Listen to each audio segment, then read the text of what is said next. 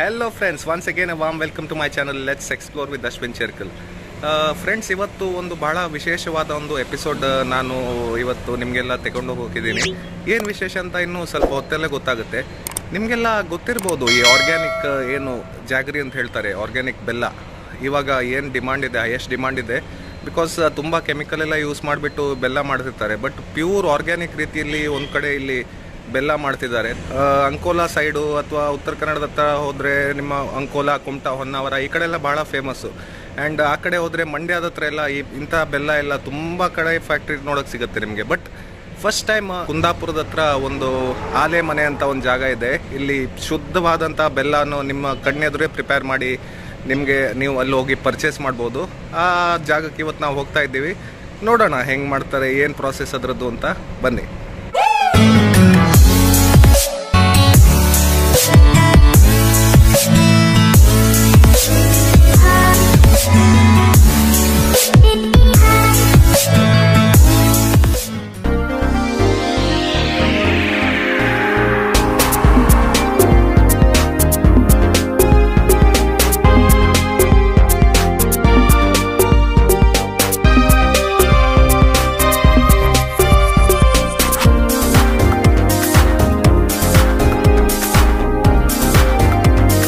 So finally ಇವಾಗ ನಾವು ಆಲೆ ಮನೆಗೆ ಬಂದು ಮುಟ್ಟಿದ್ದೀವಿ. ಆಲ್ಮೋಸ್ಟ್ ಅರೌಂಡ್ 1.5 hour ಆಯಿತು ನಮ್ಗೆ ಮಂಗಳೂರಿಂದ ಇಲ್ಲಿ ಬರೋಕ್ಕೆ. ಫ್ರೆಂಡ್ಸ್, ಇಲ್ಲಿ ನೀವು ನೋಡ್ಬೋದು ಎಷ್ಟು ಸುಂದರವಾಗಿರುವಂಥ ಪ್ರಕೃತಿ ನಮ್ಮ ಸುತ್ತಮುತ್ತ ಇದೆ. ಇಲ್ಲಿ ಆ್ಯಕ್ಚುಲಿ ಒಳಗೆ ಹೋಗೋಕ್ಕೆ ಜಾಗ ಇದೆ, ಅಂದರೆ ಕಾರ್ ನೀವು ತಗೊಂಡು ಹೋಗ್ಬೋದು. ಬಟ್ ಇವಾಗೇನೋ ಕನ್ಸ್ಟ್ರಕ್ಷನ್ ಕೆಲಸ ಆಗ್ತಿದೆ. ಸೊ ನಾವಿಲ್ಲೇ ನಮ್ಮ ಕಾರ್ ಪಾರ್ಕ್ ಮಾಡಿಬಿಟ್ಟು ಇಲ್ಲಿಂದ ನಾವು ಈ ಪ್ರಕೃತಿ ನಡುವೆ ನಡ್ಕೊಂಡು ಹೋಗೋಣ. ಬನ್ನಿ. ಮೇನ್ ಏನು ಪಾರ್ಕಿಂಗ್ ಜಾಗ ಇದೆ ಅಲ್ಲಿಂದ ಒಂದು ಅರ್ಧ ಕಿಲೋಮೀಟರ್ ನಾವು ಈ ಸುಂದರವಾದ ಪ್ರಕೃತಿ ನಡುವೆ ನಡ್ಕೊಂಡು ಬಂದರೆ ನಮಗೆ ಆಲೆ ಮನೆ ಇದೆ, ಅಥವಾ ಬೆಲ್ಲ ತಯಾರಿಸುವಂಥ ಆರ್ಗ್ಯಾನಿಕ್ ಬೆಲ್ಲ ತಯಾರಿಸೋ ಅಂತ ಏನೋ ಒಂದು ಕಾರ್ಖಾನೆ ಇದೆ, ನಮ್ಗೆ ಇಲ್ಲಿ ನೋಡೋಕೆ ಸಿಗುತ್ತೆ. ನೋಡಿ ವೀಕ್ಷಕರೇ, ಎಷ್ಟು ಚೆನ್ನಾಗಿದೆ ಈ ಗದ್ದೆ ಎಲ್ಲ. ಇಲ್ಲೆಲ್ಲ ಕಬ್ಬು ಬೆಳೆಸ್ತಾರೆ.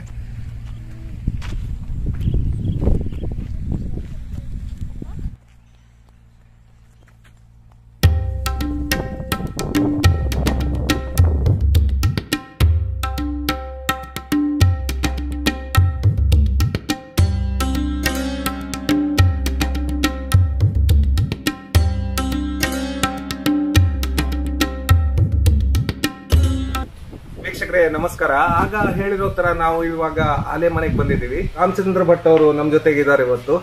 ಎಲ್ಲ ನಮ್ಮ ವೀಕ್ಷಕರ ಪರವಾಗಿ ನಿಮ್ಗೆ ನಮಸ್ಕಾರ ಸರ್. ನಮಸ್ಕಾರ ವಾಹಿನಿಯವರಿಗೂ ವೀಕ್ಷಕರಿಗೂ. ಫಸ್ಟ್ ಆಫ್ ಆಲ್, ಈ ಒಂದು ಏನು ಉದ್ಯಮ ಇದೆ, ಈ ಆಲೆ ಮನೆಯಲ್ಲಿ ಏನು ನೀವು ಬೆಲ್ಲ ಎಲ್ಲ ಮಾಡಿ ಬೆಲ್ಲ ಏನು ಇದು ಮಾಡ್ತೀರಾ, ಈ ಕಬ್ಬು ಈ ಪ್ರದೇಶದಲ್ಲಿ ಕುಂದಾಪುರದಲ್ಲಿ ಹೇಗೆ ಸರ್, ಅಂದ್ರೆ ವಾತಾವರಣ ಸರಿಯಾಗಿ ಹೇಗೆ ಬೆಳೆಯುತ್ತಾ, ಅದು ಹೇಗೆ ಅಂತ ಹೇಳಿ ಒಂದು ತಾವು. ಇಲ್ಲಿ ಕುಂದಾಪುರ ಇದು ಕರಾವಳಿ, ಸಮುದ್ರಕ್ಕೆ 6 ಕಿಲೋಮೀಟರ್ ಹತ್ತಿರದಲ್ಲಿದ್ದೇವೆ ನಾವೀಗ. ಇಲ್ಲಿ ನಮ್ಮ ಈ ಕರಾವಳಿ ಜಿಲ್ಲೆಯಲ್ಲಿ ಮೊದಲು 50-55 ವರ್ಷಗಳ ಮೊದಲು ಇಲ್ಲಿ ಬೆಲ್ಲ ಉತ್ಪಾದನೆ ಪ್ರತಿ ಮನೆಯಲ್ಲೂ ಮಾಡ್ತಿದ್ರು. ಆಲೆ ಮನೆ ಅಂತ ಹೇಳ್ತಿದ್ರು, ಆಲೆ ಮನೆ ಅಂತ ಇದು ಕರಿತಿದ್ರು ಮೊದಲು. ಆದ್ರಿಂದ ನಾವು ಈಗ ಆಲೆ ಮನೆ ಅಂತ ಹೆಸರಿಟ್ಟಿದ್ವಿ. ಇದಕ್ಕೆ ಅರ್ಥ ಏನು ಕೇಳೋದು ನನ್ನ ಹತ್ರ ಗೊತ್ತಿಲ್ಲ. ನಮ್ಮ ಹಿಂದಿನವ್ರು ಕರೆದಿದ್ದಾರೆ, ನಾವು ಆ ಭಾಷೆನ ಉಪಯೋಗಿಸಿದ್ದೆ. ಇಲ್ಲಿ ನಾವು ಮೊದಲು ಹಿಂದಿನವರು ಕೋಣನ್ನು ಉಪಯೋಗಿಸಿ ಕಬ್ಬಿನ ಹಾಲು ತೆಗಿತಿದ್ರು.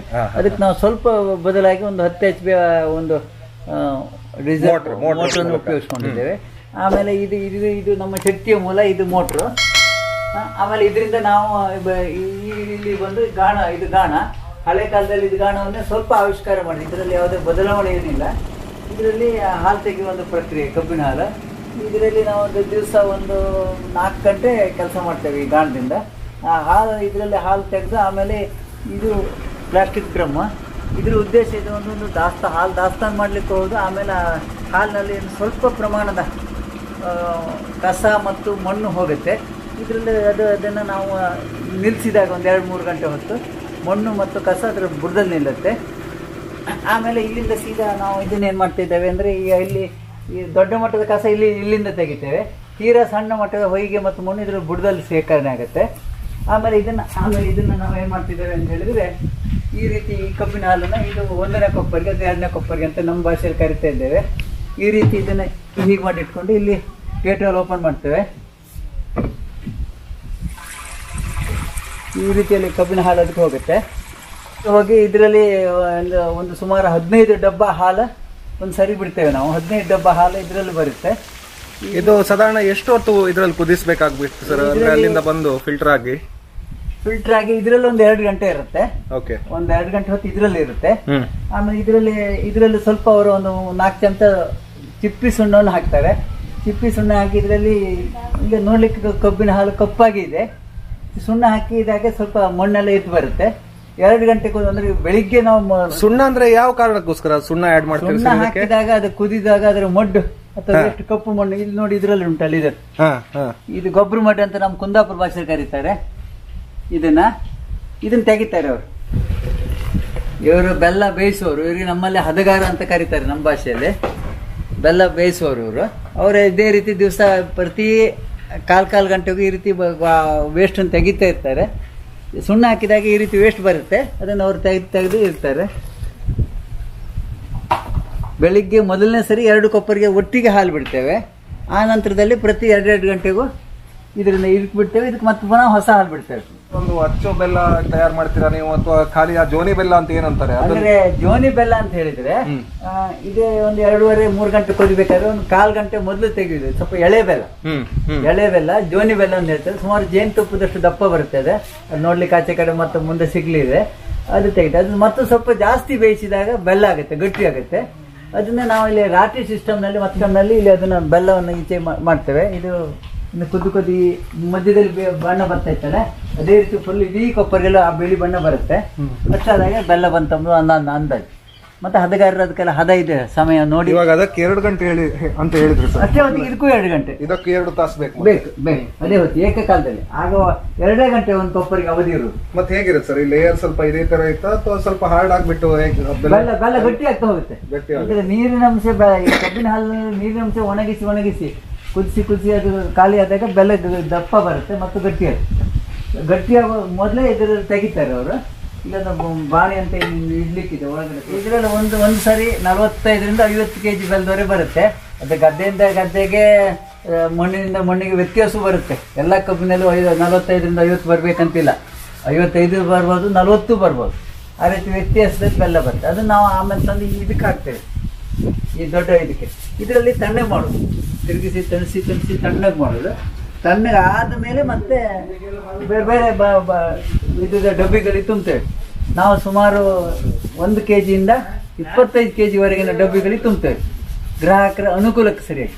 ಮತ್ತು ಗ್ರಾಹಕರಲ್ಲಿ ಫೋನ್ ಮಾಡಿದಲ್ಲೆಲ್ಲ ಹೇಳ್ತೇವೆ, ನಿಮ್ಮ ಮನೆಯಿಂದ ನೀವು ಪಾತ್ರೆಗಳನ್ನು ತಂದರೆ ನಾವು ಅದಕ್ಕೆ ತುಂಬಿಕೊಡ್ತೇವೆ. ಅದರಿಂದ ಒಂದು ಅವರಿಗೆ ಅವ್ರ ಸ್ಟೀಲ್ ಪಾತ್ರೆಗಳು ತುಂಬಿದಾಗ ಅನುಕೂಲವಾಗುತ್ತೆ.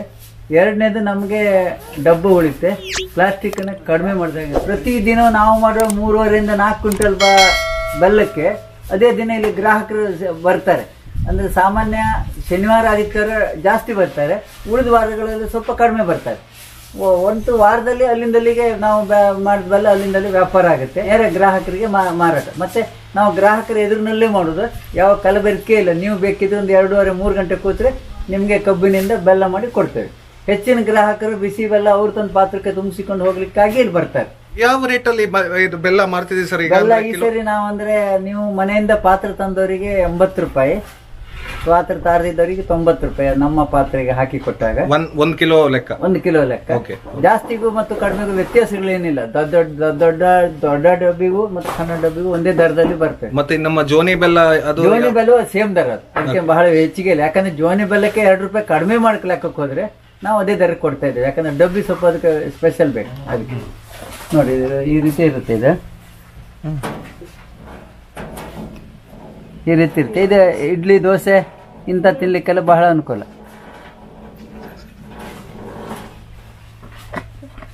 ಇಲ್ಲಿ ನಮ್ ಜೊತೆ ಈ ಆಲೆ ಮನೆ ರೆಗ್ಯುಲರ್ ಕಸ್ಟಮರ್ ಆಗಿರುವಂತ ಸರ್, ತಮ್ಮ ಹೆಸರು?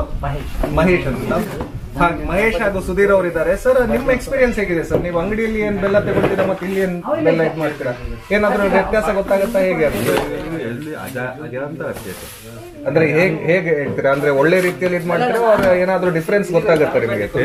ಗೊತ್ತಾಗುತ್ತೆ, ನ್ಯಾಚುರಲ್ ಗೊತ್ತಾಗುತ್ತೆ. ನಾವು ನೋಡ್ತಾ ಇರ್ತೇವಲ್ಲ, ಬಂದು ತಗೊಂಡು ಹೋಗ್ತೀವಿ, ಇಲ್ಲಿಗೆ ಬಂದು ತಗೊಂಡು ಹೋಗೋದು ನಾವು.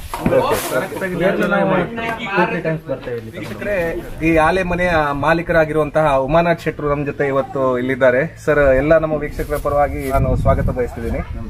ಇಲ್ಲಿ ಕುಂದಾಪುರ ಗ್ರಾಮದಲ್ಲಿ ಏನು ಆಲೆ ಮನೆ ಅಂತ ನೀವು ಸೃಷ್ಟಿ ಮಾಡಿದ್ದೀರಿ ಸರ್, ಇದೊಂದು ಇಲ್ಲಿ ಮಾಡಬೇಕು ಅಂತ ತಮ್ಗೆ ಹೇಗೆ ಮನಸ್ಸಿಗೆ ಬಂತು ಸರ್? ಪುನರುತ್ಥಾನ ಮಾಡಬೇಕು, ಸಕ್ಕರೆ ಕಾರ್ಖಾನೆ ನಮ್ಮವರದ್ದು. ಅದನ್ನ ಮಾಡ್ಬೇಕಂತ ಇಚ್ಛೆ ಇತ್ತು. ಅವರೊಟ್ಟಿಗೆ ನಮ್ಮ ಚೇರ್ಮನ್ ಒಟ್ಟಿಗೆ ಜಯಸಿಂಗ್ ಶೆಟ್ಟಿ ಅಂತ ಅವರೊಟ್ಟಿಗೆ ಸುಮಾರಾಗಿ ಕೆಲವು ಸರಿ ಕೂಡ್ತಿದ್ವಿ. ಕಬ್ಬು ಹಾಕಿ ಕಬ್ಬು ಬೆಳೆದ್ರೆ ಅಲ್ಲಿ ಮನೆ ಆಗ್ತದೆ ಅಂತ ಹೇಳ್ತಿದ್ರು. ಕಬ್ಬು ಹಾಕಿ ಕಬ್ಬು ಬೆಳೆದ್ರೆ ಫ್ಯಾಕ್ಟ್ರಿ ಆಗ್ಬೋದು ಅಂತ ಹೇಳ್ತಿದ್ರು. ಅದಕ್ಕೆ ನಾವೇ ಪ್ರಯತ್ನ ಮಾಡುವಂತ ಪ್ರಥಮ ಪ್ರಯತ್ನ ನಾವೇ ಮಾಡುವಂತ ಮಂಡ್ಯದಿಂದಲೂ ಬ್ಯಾಡಗಿಯಿಂದಲೂ ಕಬ್ಬಿನ ಬೀಜ ತರಿಸಿ ಮಾಡಿದ್ವಿ. ಈಗ 2 ವರ್ಷ 3ನೇ ವರ್ಷ ಇದೀಗ. ನಮ್ಮ ಈ ಕಡೆ ಮಂಡ್ಯ ಅಂದ್ರೆ ಆ ಕಡೆಯಲ್ಲಿ ಮಂಡ್ಯ ಮತ್ತೆ ಈ ಕಡೆ ಉತ್ತರ ಕರ್ನಾಟಕದ ಹತ್ರ ಬಂದ್ರೆ ಅಂಕೋಲ, ನಮ್ಮ ಹೊನ್ನಾವರ ಆ ಕಡೆಯಲ್ಲೆಲ್ಲ ತುಂಬಾ ಉಂಟು ಸರ್ ಇಂಥದ್ದು. ಅಂದ್ರೆ ಏನು ಇದು ಮಾಡ್ತಾರೆ ಈ ಇಲ್ಲಿದು ಏನು ನಮ್ಮ ಟೆಂಪರೇಚರ್ ಇದೆ ಅಥವಾ ಏನು ಇಲ್ಲಿ ಏನು ಬಿಸಿ ವಾತಾವರಣ ಇರುತ್ತೆ, ಆ ವೆದರ್ಗೆ ನಮ್ಮ ಕಬ್ಬು ಹೇಗೆ ಸರ್ ಬೆಳೆಯೋದು ನಿಮ್ಗೆ ಹೇಗೆ ಅನ್ಸುತ್ತೆ? ಅಂದ್ರೆ ಬೆಳೆಯಕ್ಕೆ ಸಾಧ್ಯನಾ? ಆ ಮಟ್ಟದಲ್ಲಿ ಬೆಳೆಸಕ್ಕೆ ಇಲ್ಲಿ ಸಾಧ್ಯ ಆಗುತ್ತಾ? ಅನಿವಾರ್ಯ. ಭೂಮಿಯ ಸದುಪಯೋಗ ಆಗ್ಬೇಕಂತಂದ್ರೆ ಇದು ಭತ್ತದಕ್ಕಿಂತ ಇದು ವಾಸಿ. ಅದರ ಕೆಲಸ ಬಹಳ.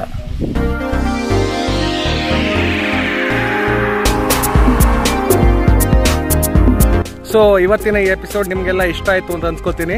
ಇಷ್ಟ ಆದರೆ ದಯವಿಟ್ಟು ಲೈಕ್ ಆ್ಯಂಡ್ ಸಬ್ಸ್ಕ್ರೈಬ್ ಮಾಡಲು ಮರಿಬೇಡಿ. ಸೊ ನೆಕ್ಸ್ಟ್ ಟೈಮ್ ಇಂಥದೇ ಒಂದು ಎಪಿಸೋಡ್ ತಗೊಂಡು ನಿಮ್ಮ ಮುಂದೆ ಬರ್ತೀನಿ. ಅಲ್ಲಿವರೆಗೆ take care, thank you and bye.